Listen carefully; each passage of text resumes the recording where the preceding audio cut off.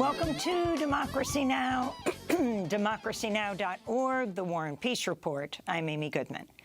The Biden administration and some of its European allies have pledged new heavy weaponry to Ukraine, including howitzers, missile defense systems, and first-time shipments of armored vehicles.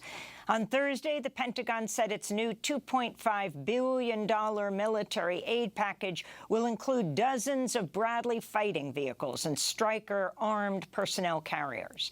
The Pentagon stopped short of shipping M1 Abrams battle tanks, as Ukraine had requested, and Germany has so far refused to send Leopard 2 tanks sought by Kyiv. In Moscow, Kremlin spokesperson Dmitry Peskov warned the U.S. and NATO against arming Ukraine with tanks.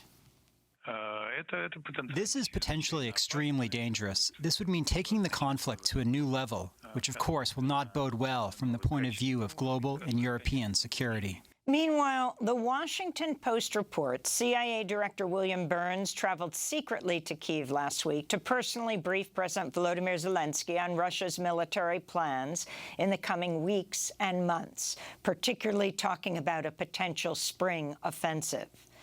In Peru, thousands of protesters demanding the resignation of interim President Dina Boluarte took to the streets of the capital, Lima, Thursday, where they were met with brutal force from riot police and swirls of tear gas.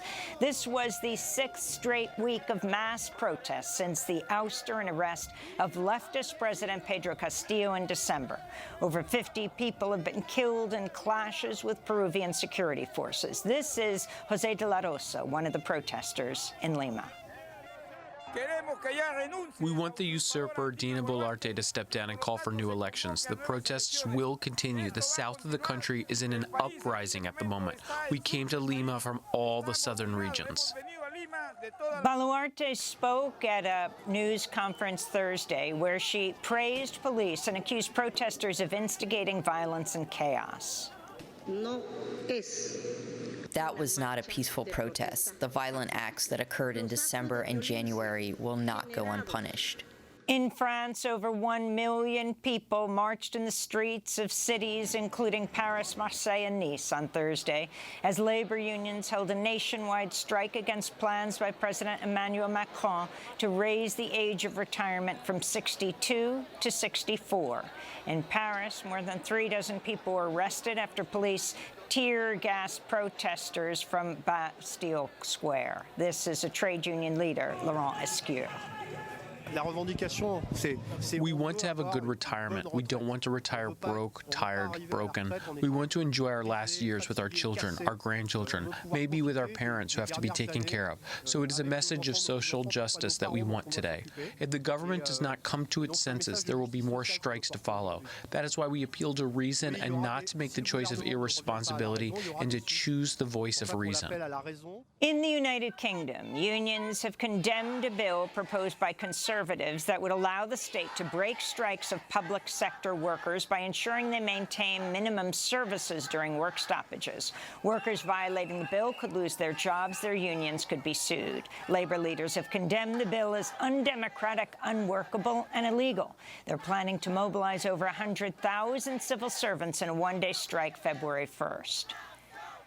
Israel's Supreme Court has ordered Prime Minister Benjamin Netanyahu to remove Aryeh Deri, the recently appointed far-right Interior and Health Minister, saying he's not eligible to hold public office due to his multiple criminal convictions.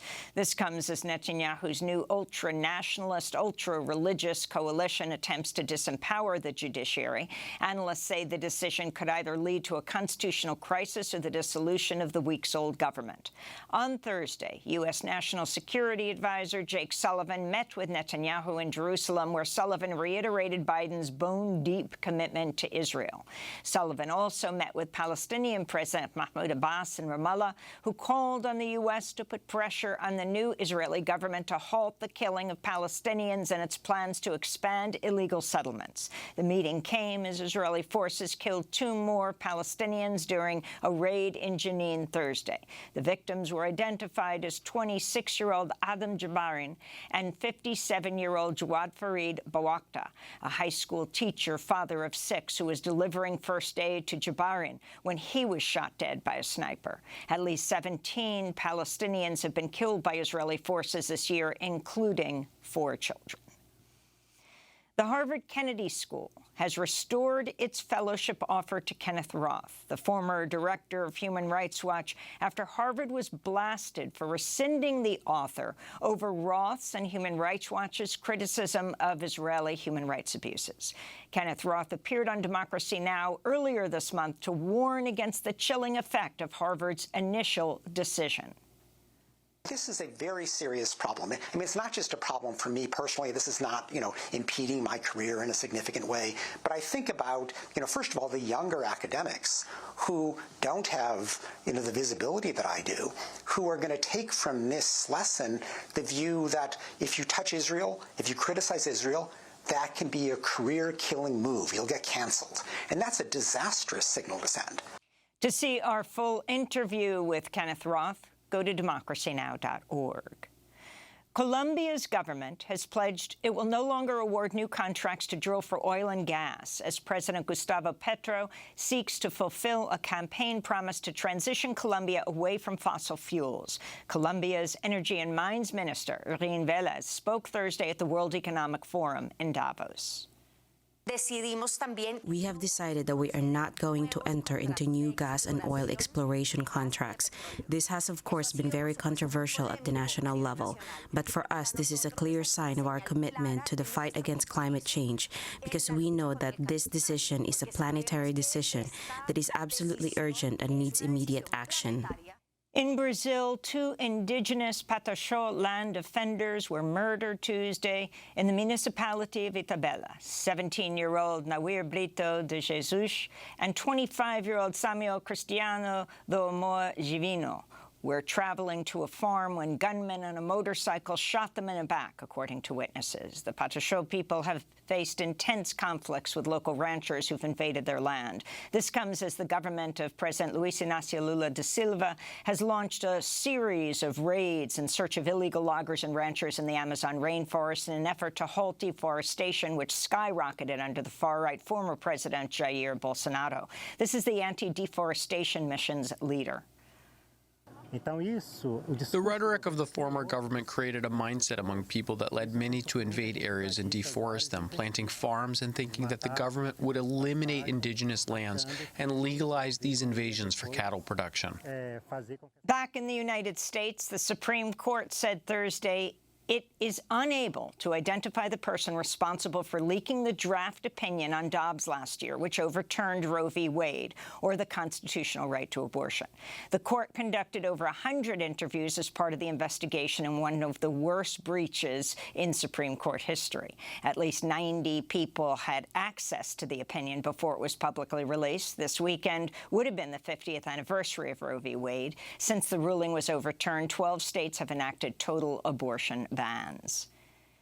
In Texas, prisoners across the state have been on a hunger strike for 10 days to protest indefinite solitary confinement.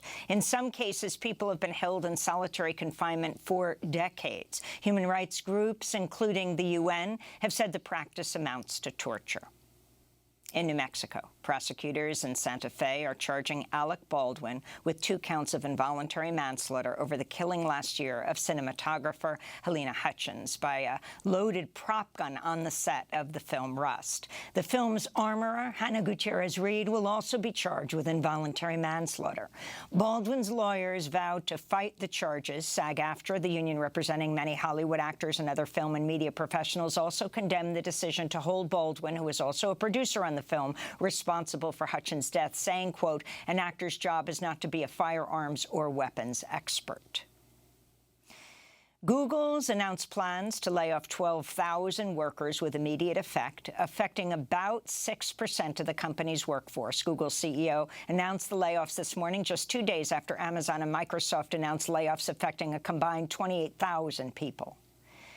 And the legendary musician David Crosby has died at the age of 81.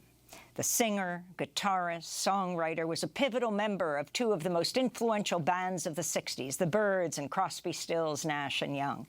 In 2011, David Crosby came onto Democracy Now! In the studio with longtime collaborator Graham Nash shortly after they performed at Occupy Wall Street in New York. He talked about his longtime opposition to nuclear power. The second part is that human beings make mistakes. That gave us Chernobyl. That gave us 3 Mile Island. Mother Nature can kick our butts anytime she wants to. That gave us Fukushima. It's not safe. There are 2 plants in California right on the beach.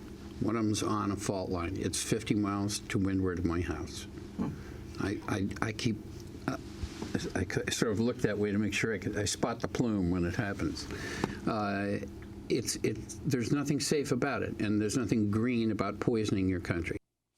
During their appearance on Democracy Now!, David Crosby and Graham Nash also performed part of Crosby's song, What Are Their Names? Who are the men who really run this land? And why do they run it with such a thoughtless hand? What are their names, and on what streets do they live? I'd like to ride right over this afternoon and give them a piece of my mind about peace for mankind. Peace is not an awful lot to ask. David Crosby and Graham Nash in our Democracy Now! Studios in 2011. To see the whole interview, you can go to democracynow.org. David Crosby has died at the age of 81. We'll play more of his music later in the broadcast. And those are some of the headlines. This is Democracy Now!, democracynow.org, The War and Peace Report. I'm Amy Goodman.